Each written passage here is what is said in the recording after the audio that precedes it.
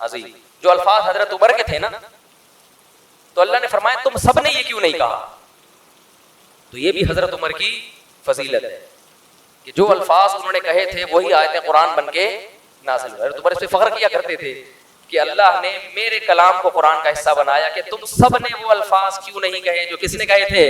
حضرت عمر تو بہت غیرت والے تھے نا, ان میں تو یہ دائیں بائیں حساب کتاب تھا ہی نہیں. ٹھیک ہے نا, انہوں نے کہا یہ کیسے ہو سکتا ہے, یہ تو ممکن نہیں ہے. کیونکہ سب جانتے تھے پہلے زمانے, جیسے آج بھی گاؤں میں سب ایک دوسرے کو جانتے ہیں, تو پہلے تو صدیوں سے قبیلے ایک ساتھ رہتے بالکل اس کی مثال ایسے جیسے حضرت مریم کے جب بغیر شوہر کے بچہ ہوا ہے تو بنی اسرائیل نے کیا کہا, اے مریم تجھے تو ہم بچپن سے جانتے ہیں, ما کان ابوکی امرأ سوء وما کانت امکی بغیہ, نہ تمہارا باپ برا آدمی اور نہ تمہاری ماں فاحشہ, تم تو پیغمبروں کے خاندان میں پیدا ہو کے تم نے یہ کیسے کر لیا.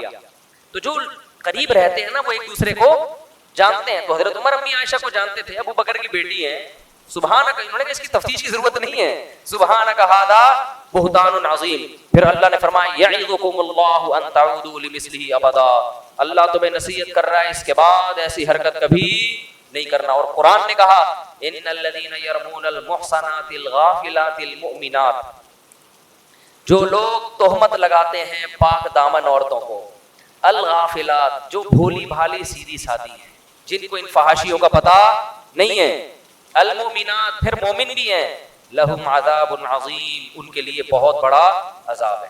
تو اس میں اللہ نے امی عائشہ کو سیدھی سادی بھی کہا, مومن بھی کہا اور پاک دامن بھی کہا کہ بھائی تہمت اگر کوئی لگائے کسی پہلے سے کوئی فاحشہ عورت ہو, کوئی طوائف ہے مشہور ہے دنیا میں, اس کے بارے میں کوئی کہ اس نے زنا کیا ہے, برا تو یہ بھی ہے جب تک گواہ نہیں آپ نہیں لگا سکتے, لیکن ایک پاک دامن اور نیک عورت پر آپ کیسے تہمت لگا رہے ہیں. پھر قرآن نے یہ بھی کہا الخبیثات للخبیثین والخبیثون للخبیثین, اللہ نے اپنے حبیب صلی اللہ علیہ وسلم کے لیے جس خاتون کی سلیکشن کی ہے وہ طیبات میں داخل ہے, وہ خبیثات میں داخل نہیں ہے. کیونکہ یہ تو اللہ کے حکم پہ آپ نے نکاح کیا تھا نا, خواب آیا تھا آپ صلی اللہ علیہ وسلم کو, تو اس میں بھی قرآن نے بتایا. اس لیے علماء کہتے ہیں اس پر پوری امت کا اجماع ہے کہ پیغمبر کی بیوی کافر تو ہو سکتی ہے, فاحشہ زانیہ نہیں ہو سکتی.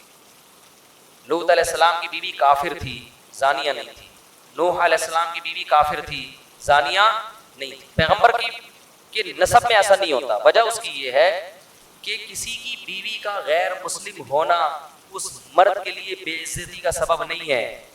وہ آخرت میں اس کو غیر مسلم ہونے کی سزا ملے گی, مگر یہ مرد کے لیے بے عزتی کی بات بولو نا نہیں ہے. لیکن کسی کی بیوی کا زانیہ ہونا اس آدمی کے لیے بولو نا یار بہت ہی بری بات, اس سے وہ اس کا امیج ختم, برباد. اور پھر آگے نسب میں کیا ہے, کیا پتہ چلے گا یہ بچے آپ ہی کے ہیں, یہ کہیں اور سے تو نہیں ڈاؤن لوڈ کروائے انہوں نے, کیا پتہ چلے گا, نسب خراب. حدیث میں آتا ہے ولدت من نکاح لا من صفا, آدم سے لے کے آج تک میرے جتنی ہماری نسل پیدا ہوئی نکاح کے ذریعے ہوئی ہے, اس میں زنا نہیں ہوا. تو پیغمبروں کے لوط علیہ السلام کی جو بیوی تھی وہ زانیہ نہیں تھی, وہ لڑکوں کو, وہ جو ہے نا وہ لوگوں کو پتہ بتاتی تھی لڑکوں کے بارے میں, خود زنا نہیں کیا اس نے کبھی. تو پیغمبر کی بیویوں کو اللہ اس برائی سے بچاتے ہیں. اور خود بھی اس سے ہمیں یہ بھی پتہ چلتا ہے کہ دیکھو آپ کی جو بیوی ہے نا عمل میں کوئی کمزور ہو, یہ چیز قابل برداشت ہے. کردار کی اگر گڑبڑ ہے تو یہ غیرت مند آدمی کے لیے قابل برداشت. ابے بولنے میں گورنمنٹ نے پابندی لگائی ہے, اس میں کیا شرمانا. دیکھو کوئی کہے کہ دیکھو اس کی بیوی عیسائی ہے, آپ نے کہیں اہل کتاب سے شادی کر لی, لوگ کہیں گے بھائی اس نے گوری سے شادی کی ہے, اس کی بیوی کیا ہے, عیسائی ہے. تو تھوڑا سا ہوتا ہے یار مسلمان سے کرتے تو زیادہ اچھا. لیکن کوئی کہہ رہے اس کی بیوی مسلمان ہے لیکن تعلقات اس کے بہت وسیع ہیں, اس کے تعلقات بہت وسیع, لیکن ہے کلمہ توحید پرست. تو اگرچہ کفر بڑا جرم ہے لیکن آخرت کے لحاظ سے سمجھ رہے, لیکن دنیا میں ذلت ذلیل ہونے کے لحاظ سے دنیا میں فحاشی یہ زیادہ بڑا جرم ہے ذلت کے لحاظ سے دیکھا جائے. تو اس لیے پاک دامن عورتوں سے شادی کیا کرو. وہی ابھی کیا پھر میں کس سے سناؤں, تو ایک آدمی کی شادی ہوئی نا تو بیوی سے کہتا ہے آج سے تم میری کائنات, تم ہی میری مسرت, تم ہی میری فرحت. وہ تو بیچارہ ڈائلاگ بول رہا تھا, فرحت یعنی خوشی, مسرت بھی خوشی اور کائنات بھی, وہ سمجھیے اپنی گرل فرینڈ کا نام بتا رہا ہے. کہتے ہیں آج سے تم میری کائنات, میری فرحت بھی تم, میری مسرت بھی تم. کہتے ٹھیک ہے, ستار بھی پھر آج سے تم ہی ہو, غفار بھی تم اور وسیم بھی تم ہی. جب تم نے فرحت, مسرت اور کائنات سے تعلق ختم کر دیا تو اب میرا بھی وسیم سے کوئی تعلق نہیں رہے, میں بھی اس کے نمبر ڈیلیٹ کر رہا ہوں. اب بتاؤ آگے زندگی چلے گی؟ تو کردار کا ایک نمبر ہونا عورت میں یہ بہت بڑی خوبی ہے کہ اپنے شوہر سے وفا کرتی ہے. حضرت حکیم الامہ مولانا اشرف علی تھانوی رحمہ اللہ تعالی ہندوستان یعنی بر صغیر کے بارے میں فرمایا کرتے تھے. فرمایا بر صغیر کی اس وقت تو بہت تھا, یہ بر صغیر کی عورت میں ایک خوبی ایسی ہے کہ اس خوبی کی وجہ سے اس کی ہر خامی برداشت کی جائے گی کہ یہ اپنے شوہروں سے وفادار ہوتی ہے. یورپ میں آپ شادی کرو نا بھائی, کچھ پتہ نہیں ہوتا کہ یہ جو منہ سے کہہ رہی ہو صرف تم, ہمارے ہاں بھی رکشے کے پیچھے لکھا ہوتا ہے صرف تم, تو یہ سچی مچی کا لکھا ہے یا ویسے ہی بیوقوف بنانے کے لیے لکھا ہے؟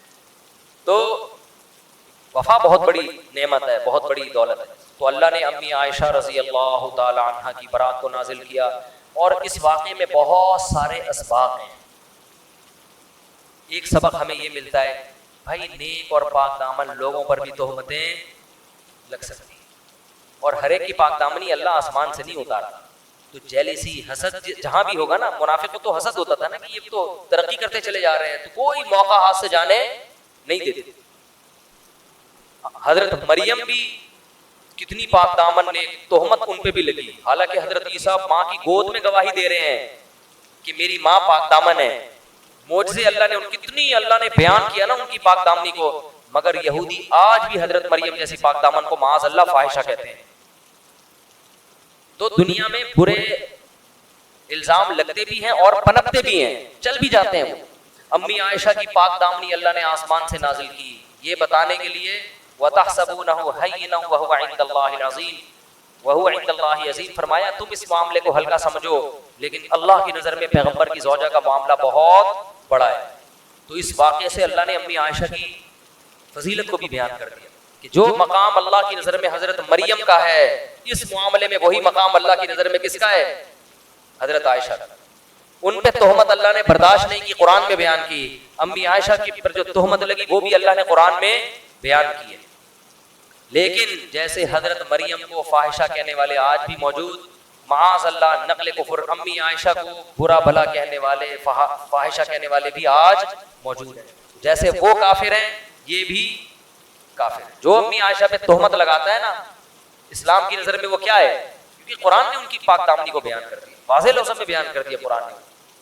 تو یہ بھی ہمیں اس سے سبق ملتا ہے, اور یہ بھی سبق ملتا ہے کہ عورت کی جو صفت اللہ نے بیان کی الغافلات, فحاشی کی چیزوں کا اس کو پتہ نہ ہو. باپ کے گھر سے نکل کے کہاں جائے؟ شوہر کے گھر. آج کل ایسا نہیں ہو رہا, ابا کے گھر سے نکل کے 15-20 سال مختلف تجربے کرتے, سب کی بات کی بھائی دو چار ہی ایسی ہیں, لیکن وہی پھر تم ہی میرے ستار بھی, تم ہی میرے یہ نوبت آ رہی. تو جلدی نکاح کرنے کا فائدہ کیا ہوتا ہے؟ بچی عفت اور پاک دامنی والی زندگی گزارتی, وہ اپنے شوہر کے ساتھ وفا کرتی ہے. سمجھتے ہو کہ نہیں سمجھتے, اور خود بھی وفا کرنی چاہیے, خالی ادھر کے مشورے نہیں ہیں.